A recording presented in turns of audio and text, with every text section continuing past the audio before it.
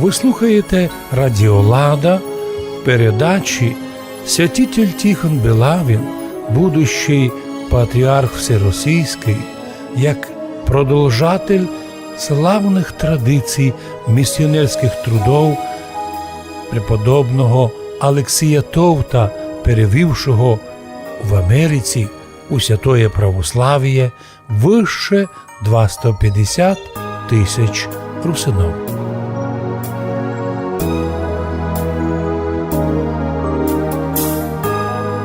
У 1895 році Святейший Синод Руської Православної Церкви дав своє благословення на создання Православної Федерації церковних братств в Америці, котрих у більшинстві були наші русини.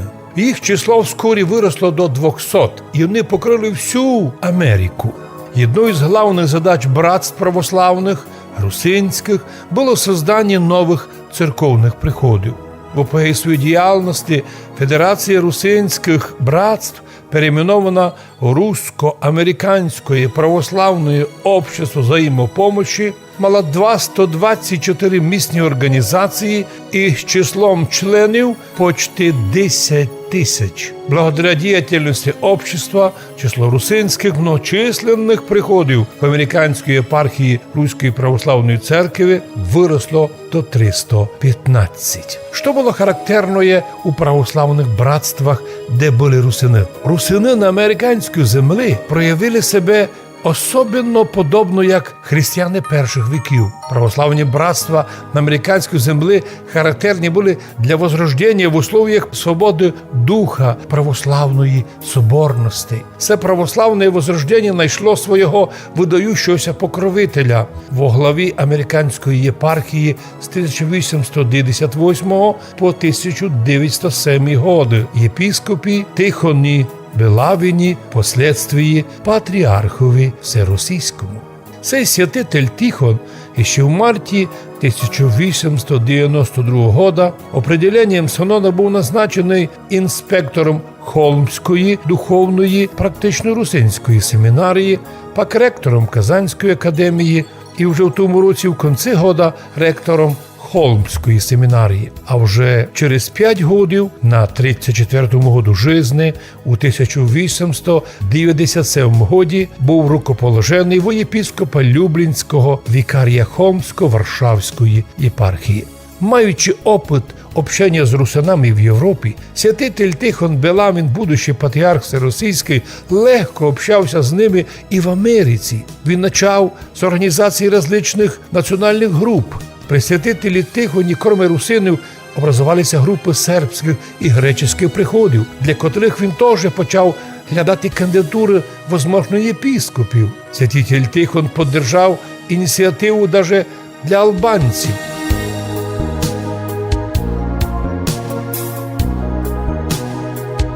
За время свого правління єпархів православ'я в Америці присоединилися 32 уніатських карпаторуських приходів. Возникли 3 вікарні єпископії, одна на Алясці з кафедрою в Ситке, друга для сиро-арабської місії в Брукліні, третя для Канади.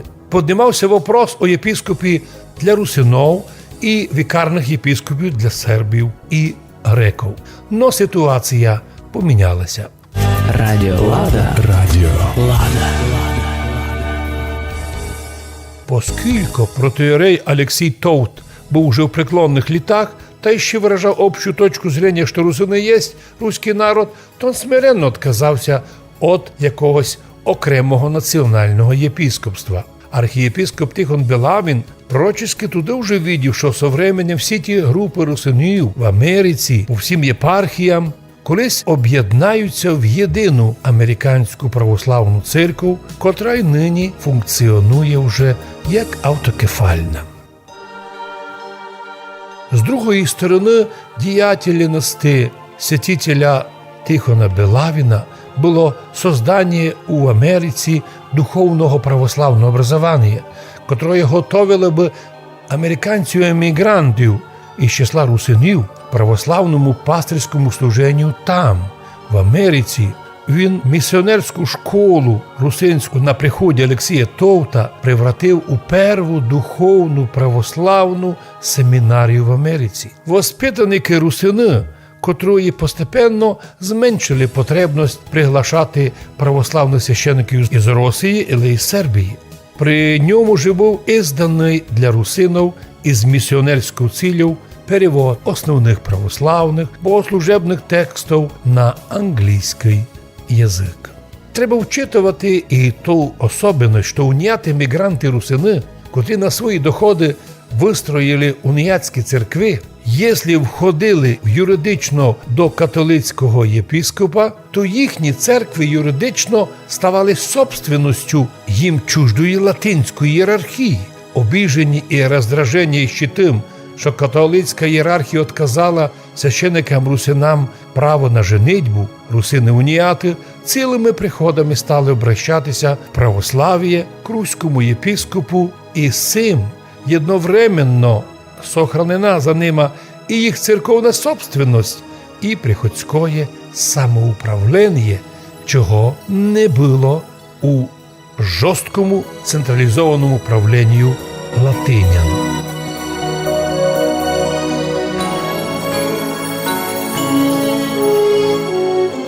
Ініціатором цього движення був у началі той самий русинський священник протоієрей Олексій Товт, його прихожани з русинського пряшівського села Бехерово, а пак його благословенну місію продовжив святитель Тихон Белавін, впоследствії всеросійський патріарх.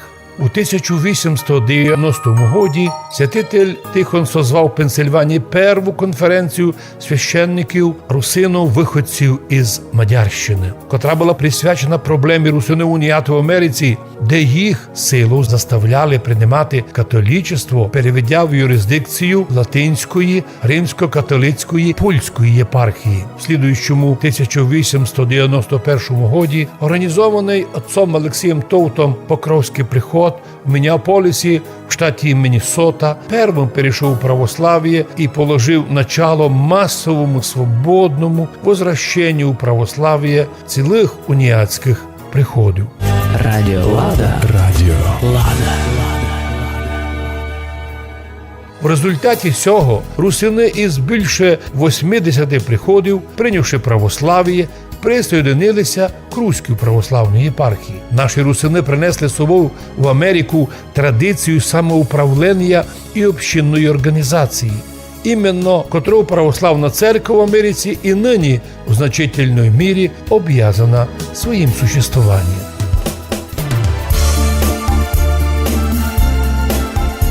Радіо Лада.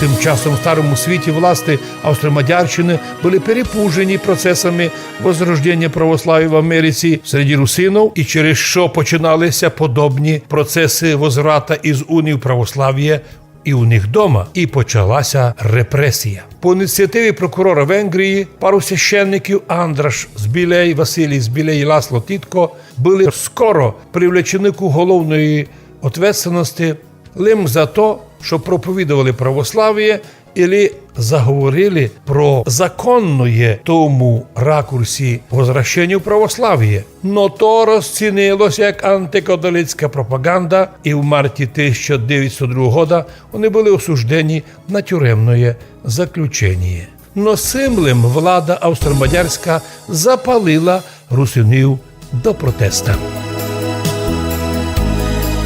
Правительство Мадярщини настільки встривожилося цими антипатріотичними, на їх думку, движеннями іммігрантів русинів в Америці, що у главі з прем'єр-міністром провело дипломатичні переговори з Римом і добивало для себе право назначати мадярів на должність уніатських єпископів в Америці, аби там єпископи-мадяри не пущали священників русинів православ'я.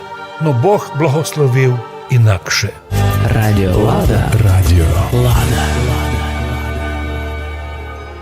Бог благословив, що і в Америці, і дома на Старому світі велика частина русинів повернулася в православ'я. І нині ми маємо на Закарпаттю дві православні єпархії – Мукачево-Ужгородську і Хусько-Виноградовську. Більшинство людей русинов нині православні канонічної церкви, яка є в Україні в главі з митрополітом Онуфрієм, який представляє для цілого світа в Україні канонічну православну церкву. Русини, вийдя в 45-му році із состава Сербського патріархата, вийшли у состав Руської православної церкви, а тепер перебуває у составі Української православної церкви, дуже сокотять важність бути в єдинстві з канонічним православ'ям.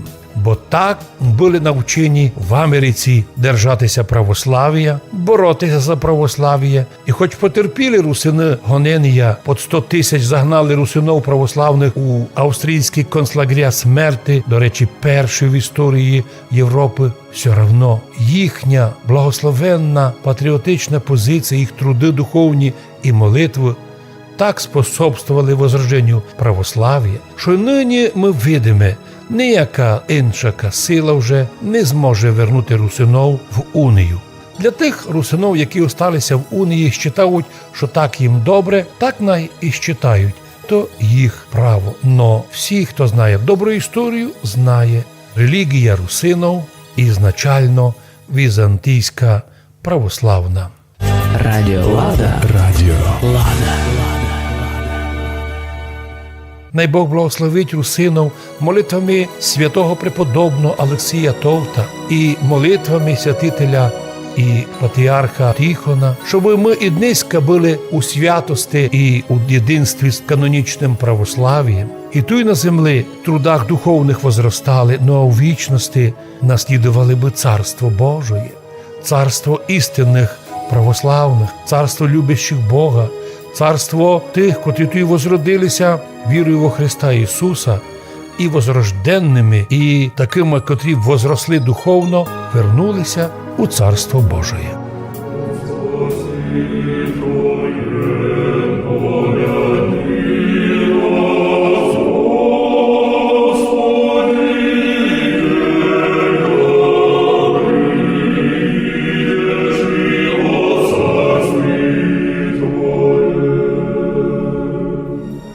Ви слухали передачу «Святитель Тихон Белавин, будущий всеросійський патріарх, як продовжатель славних традицій місіонерських трудов русина преподобного Олексія Товта, який в Америці перевів у православ'я вище 250 тисяч русинов.